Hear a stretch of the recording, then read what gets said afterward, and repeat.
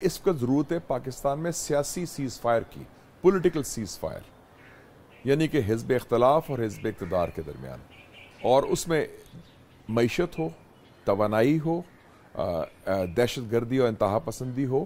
ان issues پر تو میرے خیال میں کوئی ابہام نہیں ہے.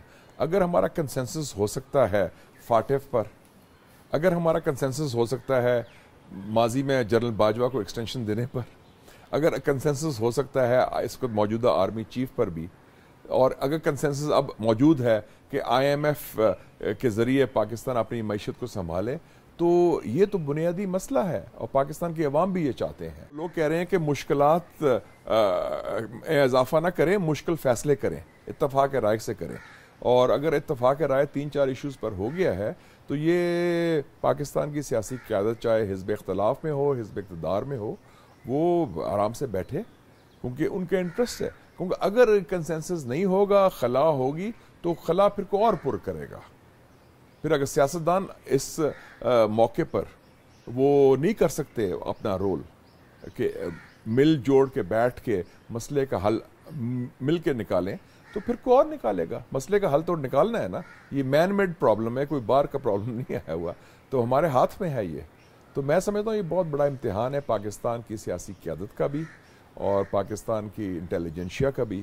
میرے خیال میں ہمیں اپنا رویہ ٹھیک بھی ہونا چاہیے ہماری طرف سے بھی. افغانستان ہمارا دشمن نہیں ہے. افغانستان میں مشکلات ہیں، اور افغانستان کی موجودہ حکومت میں مکمل کنٹرول نہیں ہے ہر علاقے میں. جیسے ہمارے ہاں بھی بلوچستان کے کچھ حصے ہیں جہاں دہشت گردی ہے، اور ہمارے ایران سے مسئلہ رہتا ہے کہ جی پورا مکمل کنٹرول نہیں، ان کا بھی ان کے بارڈر کے ساتھ قیدہ ہوتا ہے. تو ہم اس حوالے سے خاموش سفارتکاری کی ضرورت ہے. یہ بیان بازی اور جارحانہ بیان یہ نہ پاکستان افغانستان کے حق میں ہے، نہ پاکستان کے مفاد میں ہے کہ ہم وہ زبان نہ استعمال کریں جو امریکہ ایک زمانے میں ہمارے خلاف استعمال کرتا رہا، یا ہندوستان کبھی چھوٹے ممالک کے خلاف استعمال کرتا ہے. ہاٹ پرسوٹ کی بات ہی نہ کریں. ہاٹ پرسوٹ وہ بات کرتے ہیں ملک جو اپنے آپ کو بالادست قائم کرنا چاہتے ہیں، جو سمجھتے ہیں کہ ہم اپنی بالادستی قائم کریں گے اور ہم بڑی طاقت ہوتے ہوئے اپنا مظاہرہ کریں گے اپنی قوت کا، جیسے امریکہ کرتا رہا ایک زمانے میں ہاٹ پرسوٹ کی بات چھوٹے ممالک کے ساتھ ماضی میں 9/11 کے بعد، یا جیسے ہندوستان کبھی کرتا رہا پاکستان کے حوالے سے، اور انہوں نے میانمار میں کیا بھی ہاٹ پرسوٹ. تو ہم ایسی بات نہ کریں، یہ زبان ہی نہ ہم استعمال کریں. یہ ہمیں زیب نہیں دیتا. ہم کوئی سامراجی قوت نہیں ہے.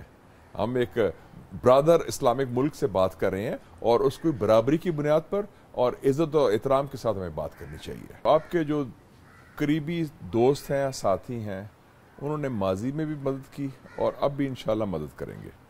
ان میں سر فہرست آپ کے چین اور سعودی عربیہ ہیں، جو ہر وقت، ہر مشکل وقت انہوں نے پاکستان کا ساتھ دیا.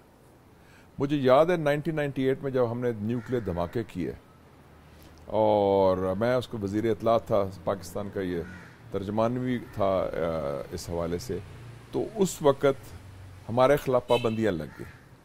سعودی عربیہ نے فوراً تیل کی فیسلٹی دے دی، ہمیں زر مبادلہ خرچ نہ پڑا اور نہ خرچ کرنا پڑا، اور اس کے ساتھ ساتھ بڑی امداد بھی دی. ابھی بھی آپ نے دیکھا کہ 21ویں صدی میں بھی جب مشکلات آئی، سعودی عربیہ سب سے پہلے پیسے دینے کو تیار ہے، اقتصادی امداد دینے کو تیار ہے.